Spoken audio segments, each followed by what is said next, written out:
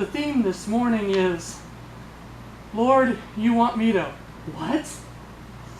We are often called to go through the places and experiences we desperately don't want to go through in order to get to the place where God is leading us. We look at the story of Shiphrah and Puah, the Hebrew midwives. Their ministry, the work of their lives, was to assist in the bringing of new life. But Pharaoh issues them a new command. They are to kill the Hebrew baby boys as they are being born. Life bringers. They are being asked to kill in direct contravention of their call, and these women very creatively refuse, honoring God's law before man's law, and God rewards them for their faithfulness. Now, since the midwives won't kill for him, Pharaoh has to come up with a plan B to get rid of the baby boys. Now he orders that every baby boy born into the Hebrew slave class must be thrown into the Nile River and allowed to drown. Well, Jochebed has a baby boy. And for a while she's successful at keeping him hidden. One day she realizes that he will be found and killed, and probably soon. What does God want her to do? And the answer must have confused her terribly. You want me to what? Lord, you do know that the river Nile is the river of death for our babies, right? You want me to put my baby into that river of death. Well, at least I get to hide him there from the Egyptians. No. You want me to put him where he'll be found by the Egyptians, and not by any Egyptian, but by Pharaoh's own daughter. Just so I have this right, you want me to take my baby boy, the one I've kept as far as possible from that river, hidden from Pharaoh, and you want me to put him in that river of death where he'll be found by the daughter of the man who wants to kill him. Do I have this right?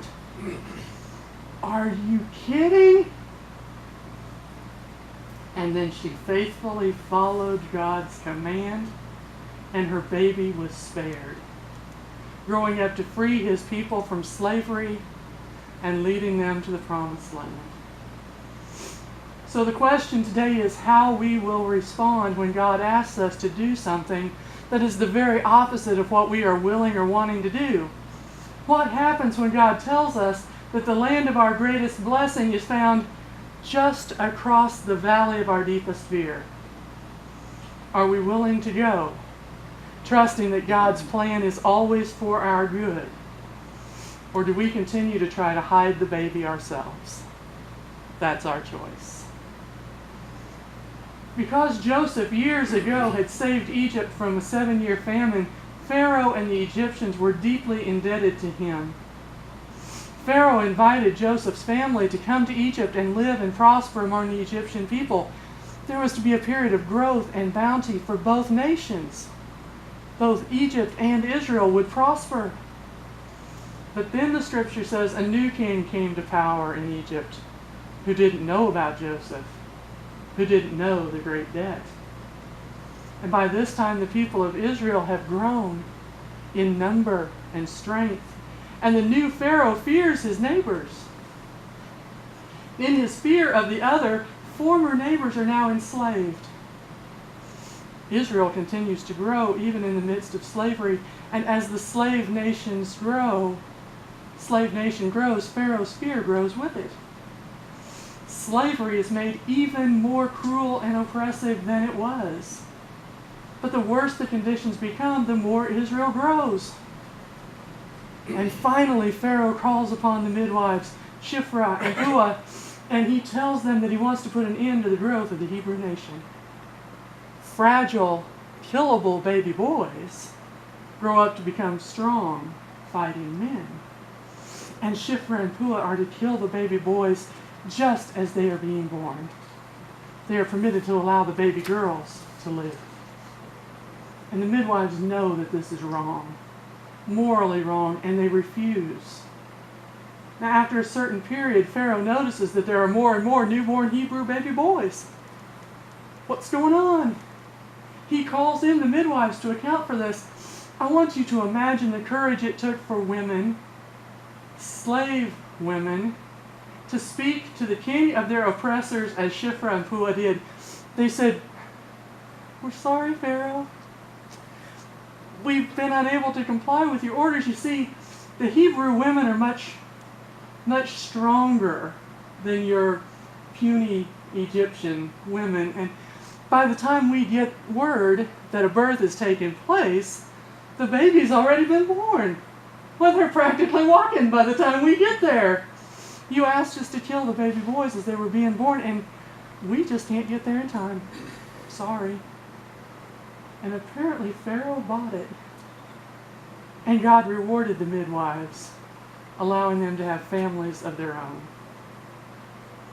As midwives, Shiphrah and Puah, I tell you, I just like to say those names. Shiphrah and Puah, it's fun to say. Shiphrah and Puah are commanded to assist with the delivery of healthy babies. Their mission is to assist in the bringing forth of life.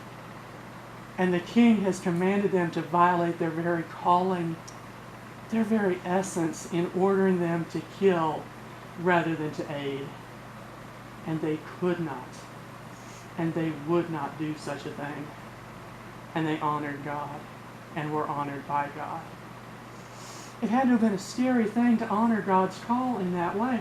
See, Pharaoh could have had them killed for this disobedience to his direct order. And still they chose to honor God. So Pharaoh's plan B is to order the people of Israel to kill their own babies. They are voluntarily to place their babies in the river where they will drown. And if the Israelites are found to be in violation of this command, Egyptian soldiers will take the babies and drown them themselves. Now, an Israelite woman named Jochebed marries an Israelite man named Amram, and in the course of time, a baby boy is born. He is the second son of Jochebed and Amram. Aaron had been born before the edict, and Aaron has a sister named Miriam. Now the third baby, a son, is born with a target on his back. For 3 months, this little family kept the baby hidden. For 3 months, they nurtured and loved that baby boy, knowing that every single day could be the last day of his life. If the baby was ever discovered, he would be killed. And during this 3 months, Jochebed is praying fervently, pleading with God to save her son.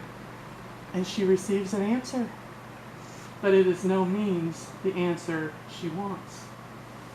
Jochebed's preferred answer would be to change Pharaoh's heart, to change the law. Or God could hide the baby until he was safe. Or God could kill this Pharaoh and let a new and kinder and gentler king rise to power. She wasn't particular about God's answer. She just wanted God to save her boy, to keep him far from that river, and to keep him from Pharaoh. And God says, I'll rescue the baby if you trust me enough to follow some extremely difficult directions. Place the baby in a watertight basket.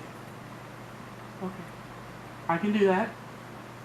Take him down to the Nile River. What was that? Place him in the basket in the river. Please, God, don't ask me to do that. Don't hide the basket, but let it float where it will be seen, and seen by the daughter of Pharaoh.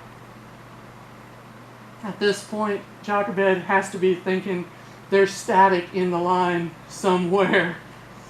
God has just asked her to live out her greatest fear, that her baby will end up being found by the Egyptians and placed in the Nile. This can't be right. And God says, trust me. Desperate, Jochebed follows God's instructions. She takes her baby to the river of death. This is the place she has saved him from for 3 months. She places him there where he'll be found by the one from whom she has been hiding him. It must have been as much anguish as faith in her heart as she walks away from the river. And she leaves Miriam there to watch and report. Well, soon Pharaoh's daughter comes, and she sees the basket and sends a servant to fetch it. And she finds what is obviously a Hebrew baby boy in that basket, and he's crying, and his plight touches her heart. she will adopt him and bring him home to the palace, where he will be a prince in Egypt. So Miriam steps forth from her hiding place with an offer. She just happens to know a Hebrew woman who just lost her son. Maybe she could care for the baby and be nurse and nanny until he is old enough to come into the palace. And Pharaoh's daughter is pleased. She sends Moses home with his sister to be cared for by his mother, and Jochebed's faithfulness is rewarded. She followed God through the desperate place to a place of safety. Wow, that's pretty cool. 14 years ago, I was active in the local church. I served on local church committees. I was doing mom's bulletins. I was writing the Plum line, which I apologize for not having yesterday. I usually write the Plum line on Thursday, and Thursday I was otherwise engaged. But 14 years ago, I had found my place of service. I could be behind the scenes where it was safe. And I know you often find it difficult to believe me, but I am an extreme introvert.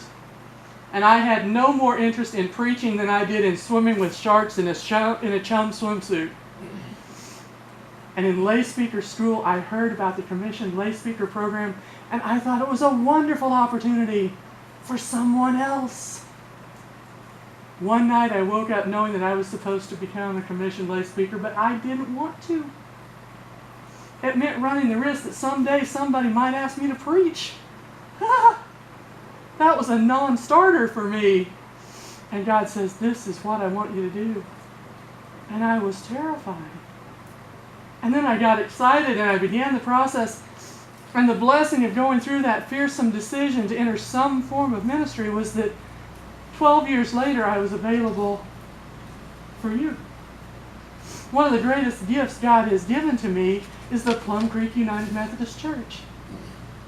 And to get here, I had to go through becoming an introverted commissioned lay speaker and a certified lay minister. And we all had to experience the accident that claimed Mom and Pop. And across that dark valley was this gift of a loving and vital congregation that still carries me. And when I wrote that, I didn't realize by how much, because it was before Wednesday that I wrote the sermon. Sometimes God calls us to and through the thing we dread most in order to get to the blessing on the other side. Why? Here's the sermon in a couple hundred words. Why would God send us through the place that scares us the most and scars us the most to bring us to the place of joy? It's really quite simple. We go through the dark places to learn to depend on God rather than ourselves for the answers. Think about it. If Jochebed had been able to save Moses in her own ingenuity, how would her faith have grown? And if her faith didn't grow, how could she have instilled in Moses the faith necessary to lead a nation from slavery to freedom? And if I had passed on commissioned lay speaker, there's so much I would have missed out on. Would have missed out on you, working with the new certified lay ministers, and so many friendships I've built in the conference. I just would have lost too much by refusing to go the place I was afraid to go. So what scary thing has God called you to and through on your way to fulfilling your purpose and His glory? Will you say yes when He calls? The blessing is yours. It waits for you just across that fearsome valley.